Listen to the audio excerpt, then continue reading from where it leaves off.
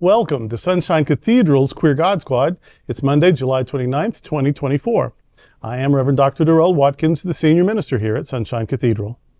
I am Reverend Dr. Robert Griffin, the executive minister. Faith and religion can be complicated for the LGBTQ plus community. Surveys show that the evangelical faith is the justification for the greatest attacks on the LGBTQ plus community. I am Reverend Kevin Tisdall, the Minister of Education. The Queer God Squad is going to explore our religious community. Let's explore the big news of the day and what it means to you. This is live, and then we are available on demand. If our community is important to you, share this news with your friends and family. Join the conversation on your favorite streaming platform and social media. At Sunshine Cathedral, we're here to tell you that you are God's miracle, not God's mistake. This is the Sunshine Cathedral perspective. The struggle of fighting social stigma around divorce and following one's faith. In Tyler Perry's latest drama, Divorce in the Black, actors Meagan and Cory Hardrict channel their personal experiences with divorce to bring profound depth to their roles. In an interview with Out, Good and Hardrict shared their evolving perspectives on divorce. Good admitted to a previously held belief that divorce was inherently negative, but now views it with a more neutral stance. She offers advice to those in similar situations, emphasizing self-worth and the importance of not settling in relationships. Hardrict, on the other hand, reflects on the power of silence and personal connection with God. Guided by Psalm 46, verse 10, "Be still and know that I am God. I will be exalted among the nations. I will be exalted in all the earth." Both actors are challenging the stigma surrounding divorce, showing that personal faith and growth can coexist with life's upheavals. At Queer God Squad, we look at divorce as a complex journey rather than a definitive failure. We affirm that faith and personal growth can align with navigating separation.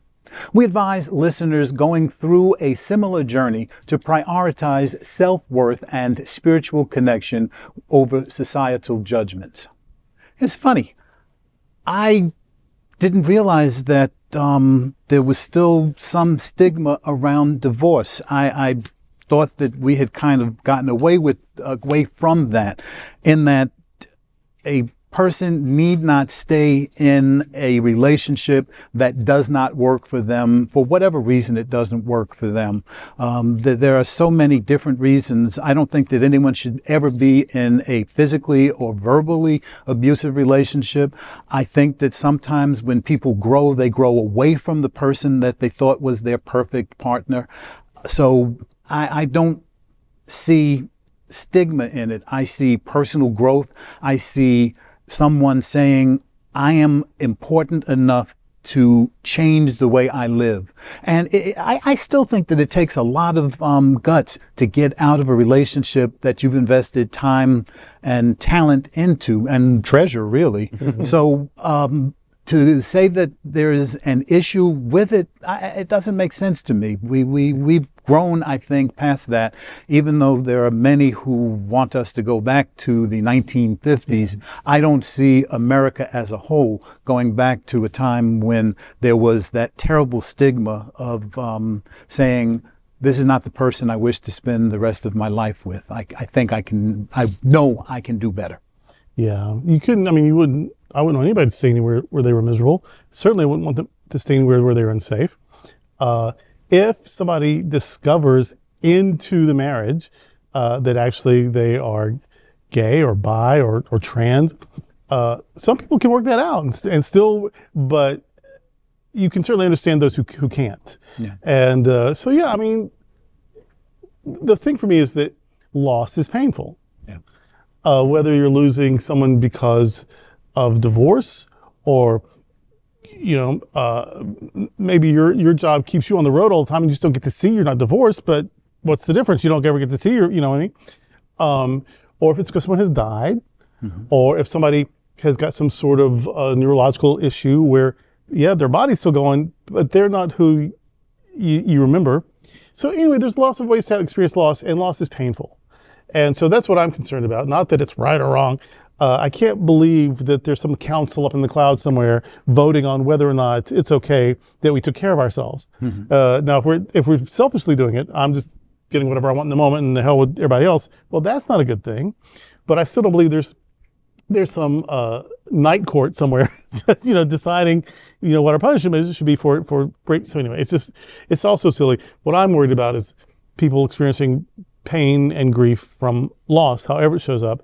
And faith should be a tool you can use to navigate that and heal from that. Now, if you have a guilt-ridden, fear-based, shaming, blaming faith, it's probably not going to be very helpful. It's probably why you feel bad to start with. Yeah. But if you have an affirming, optimistic, kind, compassionate, loving faith with humanistic values, then it's how you can experience healing and companionship while you're walking through the pain of remorse and grief.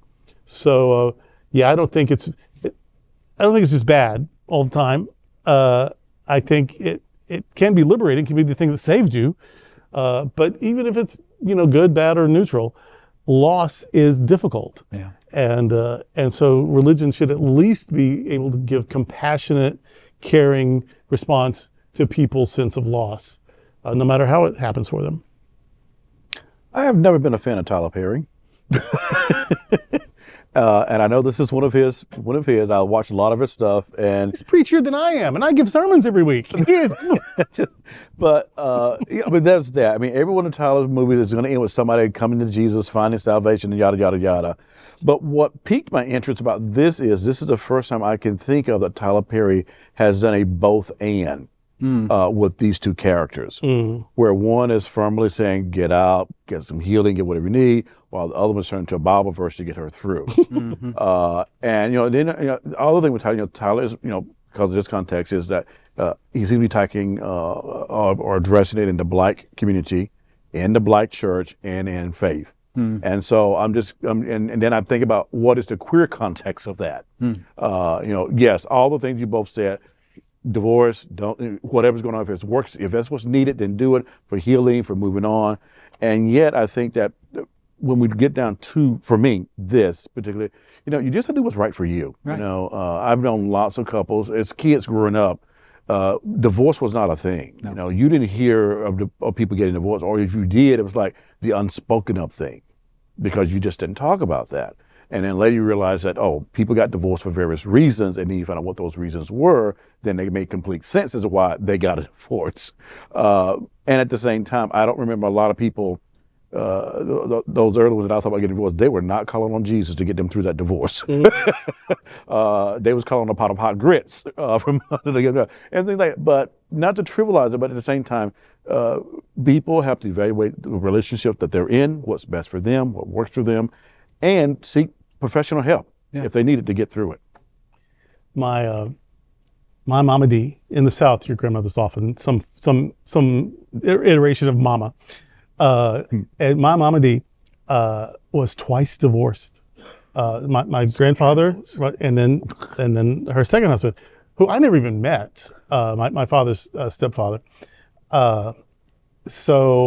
But I thought that was so glamorous and sophisticated. People like Erica Kane on All My Children been divorced like 11,000 times. And I just thought, and of course the Gabor sisters, I'm like, my grandma's like that. And so I think it was in the 4th or 5th grade. I'm just telling I think it must have been the time I discovered it. I'm telling every teacher, you know what? My grandma's been divorced twice. You know what? My grandma's a 2-time divorcee. Scandalo. My granny she's had a couple of husbands. And I didn't even talk about the boyfriends since, but she wasn't going to get married again. She's like, no, enough. I've learned my lesson there. But, dating's okay, because I get to come home to my house. And I asked her one time, are you going to get married again? She said, nah, I really like living alone. And I've discovered this. But my grandmother was a teacher and knew all of the teachers in town, including the people I'm telling. I was wondering about that. My grandma... and they're like, Mrs. Roberts? Yeah. So, because that was the second husband's name, Robert. Anyway, I think maybe twice ever she scolded me about something. She's never, grandma still, but that was one of the times.